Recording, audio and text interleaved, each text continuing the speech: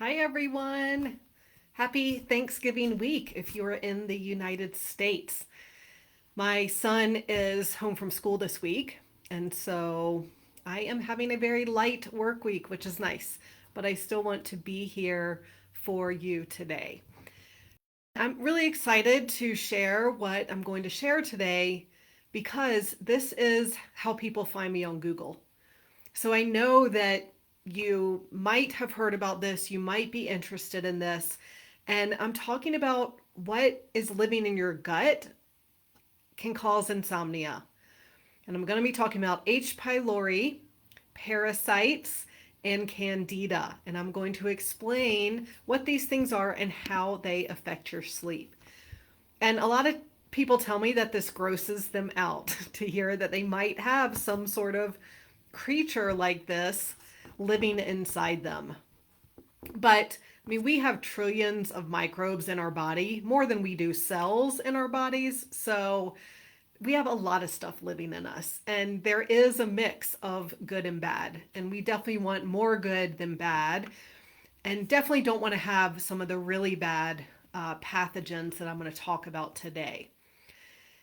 Now, before I get into each individual one, I want to tell you how they affect our sleep. And that is because these creatures are nocturnal. And so it's at night that they are eating, excreting, releasing a lot of toxins, causing a lot of inflammation. And whenever there's inflammation, your body releases cortisol, which is going to wake you up when that happens in the middle of the night. Cortisol is an anti-inflammatory hormone, so your body's always going to release that when there is that inflammation. So these pathogens are a common reason why my clients are waking up at 3 and 4 a.m. and having a hard time falling back asleep. So the first one I want to talk about is H. pylori. And if you haven't heard of this or don't know much about it, it is a very common bacteria. It lives in the stomach. And how it survives is that it raises the pH of the stomach. It makes it more alkaline by suppressing stomach acid. And so this is going to affect digestion. And a lot of people I see with H. pylori aren't digesting protein well because that's supposed to be happening in the stomach. That means that they aren't getting the nutrients that we need from protein, all the individual amino acids that we use, our body uses to make neurotransmitters, hormones, keep the gut lining healthy, all of that. So H. pylori, really affects us in a couple different ways. Now, it's estimated that about half the population in general has H. pylori, and many doctors don't see it as a problem unless you have digestive issues. However, I see this in 85% of my clients. So I see this very high correlation with sleep and H. pylori. And it's also correlated with ulcers and different types of duodenal and colon cancer. So I see it as something very important to deal with if it's there. Um, so, and I do want you to know that if you're trying to support your digestion, if you know you aren't digesting food well, that taking hydrochloric acid or HCl supplements are going to make it worse if you have H. pylori because that HCl actually feeds the H. pylori. So you don't want to be taking betaine HCl unless you know for sure that you don't have H. pylori. Now, biopsies commonly miss finding H. pylori because what they're doing is they sampling the specific area, and it could be a place where H. pylori happens not to be. So I will tell you how I prefer to test for it in a couple minutes. Now, candida is another common thing I see in a lot of my clients. And this is a type of yeast or fungus. And this is a normal part of our gut flora, but it can easily take over when your gut isn't healthy. So after a round of antibiotics, if you aren't eating a lot of fruits and vegetables and fresh foods, if you eat a lot of sugar and refined carbohydrates, then candida can easily overgrow. So If you have heard anything about this, you probably know that it thrives on sugar, but what you may not know is that it also eats the waste products of other bacteria and parasites. And so if you have a bigger infection, if you have H. pylori, if you have a parasite, then it's going to be pretty much impossible to get rid of candida until you deal with that bigger infection. And so that's why so many people struggle with candida, and they do all these cleanses and they take all these supplements and it always comes back. And that's because there's something bigger going on that we need to deal with first. So some signs of candida are going to be headaches, fatigue, brain fog, because it produces this toxin called acetaldehyde that circulates around and makes you very cloudy thinking. Weight loss, allergies, the fungus on nails is from candida. A really white coating on your tongue can be candida, and it's what causes vaginal yeast infections. Now, I test for candida in two ways with my clients. First of all, I do a GI map. So this is a gastrointestinal map. It is a stool sample, and it's going to look for H. pylori, parasites, candida, and the good bacteria too. But you have to have a massive overgrowth for it to show up on the GI map. So I also add candida to the food sensitivity test I do, and that gives me some clues. And I look at symptoms as well. So you have some of the symptoms I've listed above, then we know that you have candida. Now, if you're not sure, you can do a spit test at home to see if you might have it. And what you do is you spit into a glass of water and watch what happens. If your spit starts to grow legs and snake to the bottom, if your spit is cloudy and sinks quickly to the bottom, or if cloudy specks stay suspended in the water, then there's a good chance that you have candida. And again, you want to get rid of candida by first taking care of primary infections like parasites or bacterial overgrowth and eliminating sugar, and then some supplements are going to help with that as well. Now, parasites are another common thing I see in my clients. I had one called blastocystis hominis. And so I have personal experience with having a parasite. Now, these pathogens can cause digestive symptoms like diarrhea, abdominal pain, gas, and even joint pain. But many times people are asymptomatic, and so their doctor isn't going to treat it.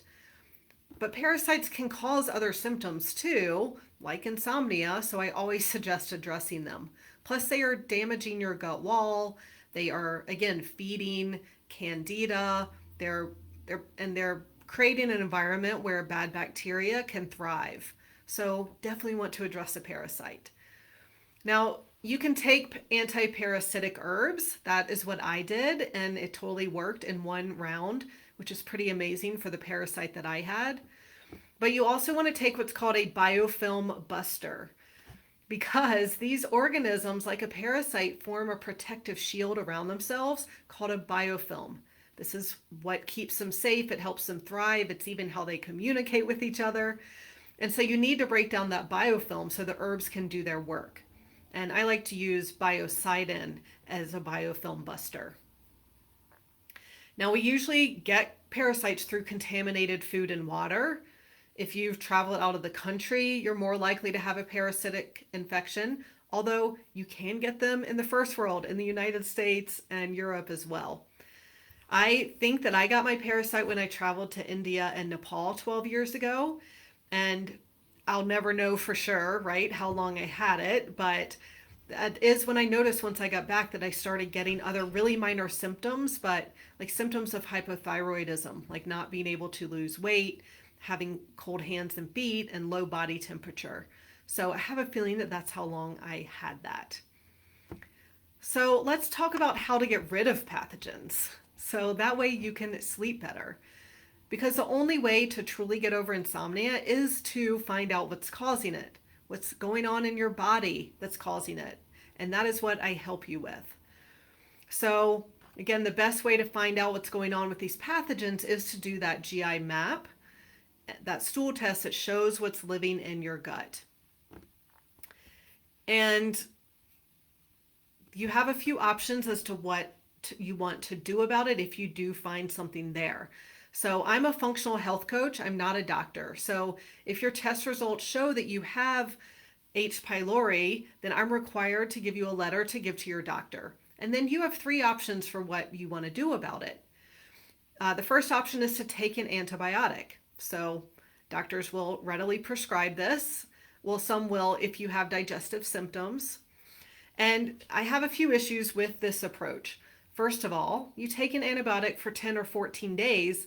The life cycle of H. pylori is at least 30 days. Secondly, because of that biofilm that they form around themselves, an antibiotic isn't going to be able to get through that very well unless you're also doing the biofilm buster. And lastly, we know that antibiotics kill both good and bad bacteria. They damage the gut wall, when what I'm helping my clients with is restoring gut health and healing the gut wall. So that would definitely be a step back there to take an antibiotic, although some people choose to, and that's fine. So another option is I can recommend an herbal protocol for you to self-treat that includes the biofilm buster and the herbs. And that is what I did and saw my parasite go away. And a third option, some people choose to take antibiotics and do the herbal protocol just to make sure that they got it. So, with my clients, my goal is to give them all the information they need to make the best decision for themselves. So I'm going to share all that information with them, and then they can choose what they want to do. But these pathogens are keeping your gut from being able to heal. So if you're avoiding foods that you're sensitive to and you're working on healing your gut, it's going to be impossible unless you deal with the pathogen. So, and all the probiotics in the world aren't going to help either if you have this pathogen. So this can really be an overlooked step for healing the gut, is dealing with this pathogen. All right, so as you can see, insomnia can be caused by things physically going on in your body. And yes, it can be your gut, also your liver, your hormones, your digestion, all of these things affect sleep. And so lab testing will tell us exactly what's causing it. That's why I do 4 different tests to really look at everything that could be causing your insomnia so that we know what to fix. And then we aren't guessing and looking for this supplement or that supplement. Like we can see exactly what your body needs, so we know. So if you think that you might have something going on in your gut that is contributing to your sleep issues, I can help with this. Feel free to message me or book a call with me, and we can set up a time to talk about what's going on with your sleep and how I can help you get to the bottom of it. I know how much it sucks not to be able to sleep, and I don't wish that for anyone. So I want you to know that this is fixable. All right, it was great to see you. Have a happy Thanksgiving if that's what you celebrate, and I will see you in the group.